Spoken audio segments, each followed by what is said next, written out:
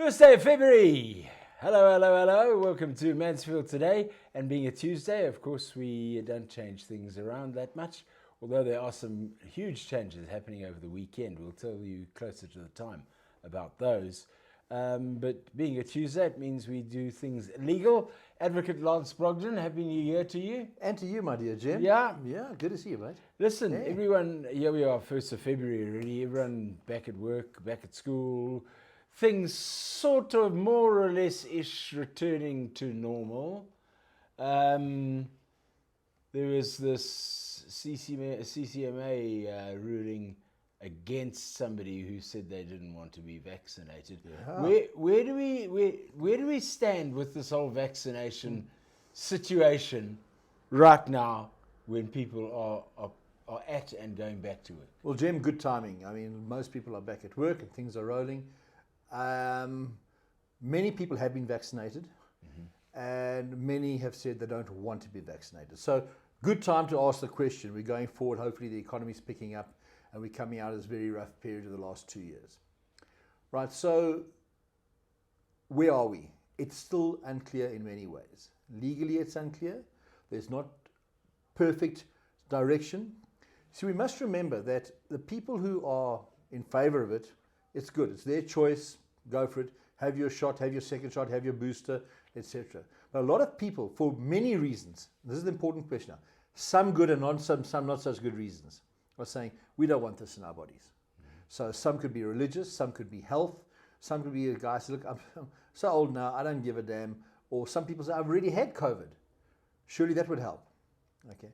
The other challenge where we have right now is so much misinformation, Jim. You know, none of us really know what's going on. But it's out there, it's being done. There are various types around the world that are being used of vaccines. The question is, how does it affect you as an employer and you as an employee? And then thirdly, just as a private individual who does not want to take the vaccine, a non-vaxxer. Well, begs the question then, can vaccination be made mandatory in South Africa? Bottom line is, yes, it can. And there are two very, very big reasons. Okay.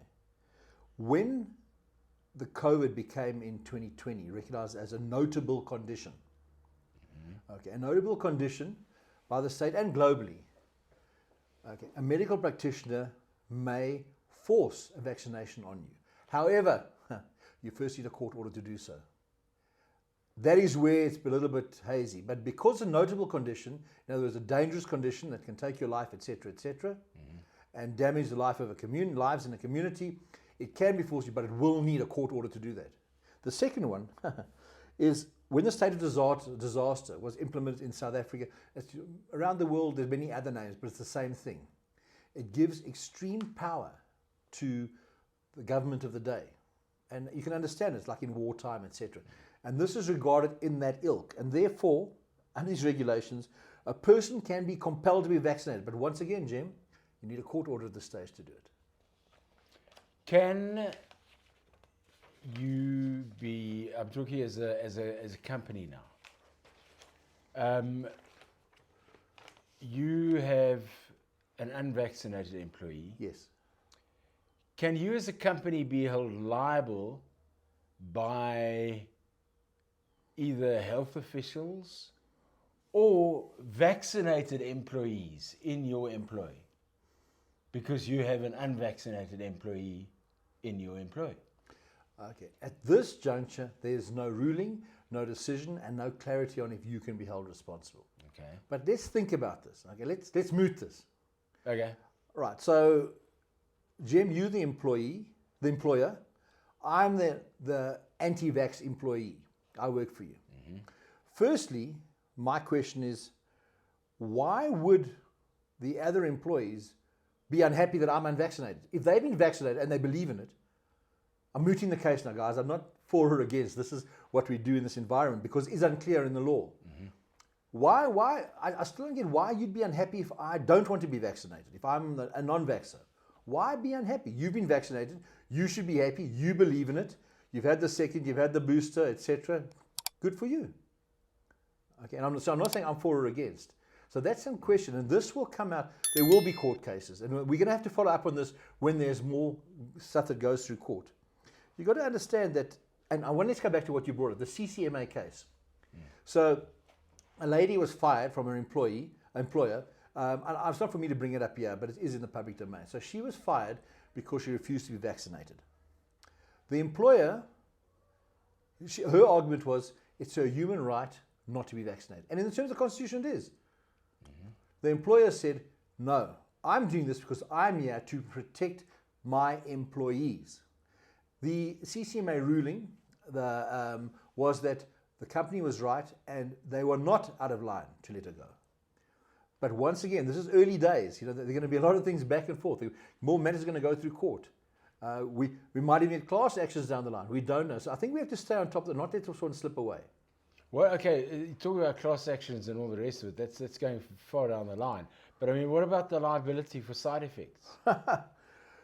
Well, so I think at the moment the protection, or if an employer says, okay, you guys must be vaccinated, and then the side effects come in. I think if you formally stood down and said, I don't want this, but I do want my job and I'm going to have it done, that can turn south on the employer. I have an idea down the line. No guarantees. The other thing is, though, that's why as an employer, let me put it to you, if you're going to go down that route, and I'll get to later what I do propose, if you're going to go down that route, make sure you have a lot of signatures protecting yourself. If you're forcing, because some people do get sick from the vaccine. We're not naive. I mean, there's a lot of information out there. Some of it could be out of kilter, but it doesn't work for everybody. And as we all know, vaccine doesn't stop you getting COVID or Omicron, which is just a derivative. It doesn't. What we like to believe it does is to help you not get as sick when you pick it up. But we have a lot to learn still. So that's a very good question you asked there, Jim. Okay, well, where do we go to from here? I mean, because as you said, there's so much space to be covered. Do we just wait until these cases are brought and then they're heard and there's a result? And then it's taken to the Supreme Court, and then it's taken to the Supreme Court of Appeal. Then it's taken to the Constitutional Court. I mean, we may not know for 4 years what the position is at work regarding COVID and vaccination. So this is, I think, the critical thing is, let us share some of our thoughts, and Jim, you and I, because we don't know enough, let's share some thoughts now and put this in the pot, both as an employer and an employee and a man in the street. One, if you do not want to be vaccinated, have good reason and have them documented. I'm going for the individual now. So as I said, we don't know what's going to turn out in court down the line, but make sure you have good reason. It could be health, it could be religious. There are some religions where you're not allowed, you really are a believer, you're not allowed to have a blood transfusion. And it has to be respected. We know about these things. But have a good reason, not other than, I saw YouTube and the thing gives me anal implosion or something. Don't go down that route. But very important as an employer, what I would put forward is that you actually do start thinking of a framework in your organization. Jim, you're sitting on it, it's safe. No. So, as an employer, put some practices, some rules in place, guidelines, and here's the one. If an employee does not want to, and they seem to have a valid reason, okay, for whatever it may be, consider it and find a way of letting you either work from home at the moment until we know more, if it's solid employment.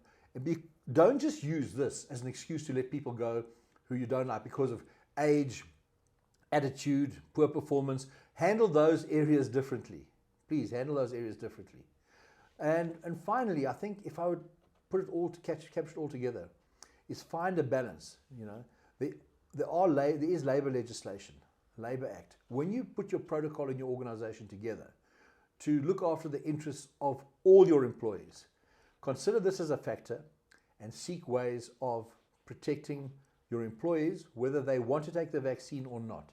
Don't just rush in, okay? We don't know enough yet and how the cases will unfold and what the precedent will be, etc., etc. And let us pray the scourge disappears sooner than later. I remember the days when people said, no matter what business you're in, you should get a better. You should actually be a CA, and then you can go into whatever business you want to. It could be the plumbing business. It can be factory shops. It can be whatever. But be a CA first, because that will guide you. Now it seems you've got to be a lawyer first before you open any company, because of all the things you have to take into account. Yeah. If you'd like to join the conversation, legal at Mansfield Today, that's the number 2day.com.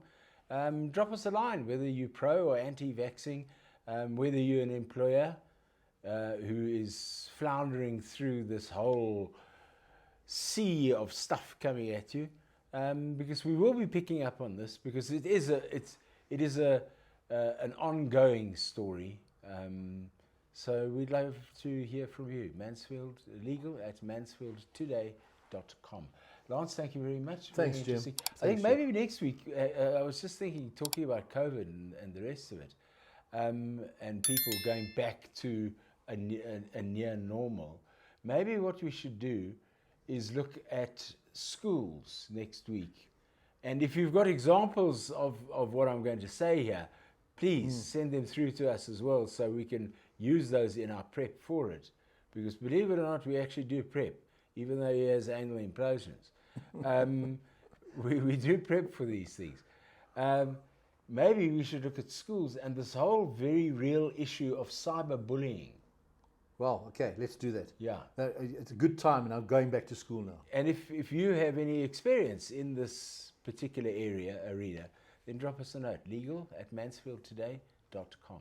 Until tomorrow, we'll be back here with Dr. Vicky Skitter in the hot seat. Thank you very much for watching. Bye-bye. Thanks, Jim.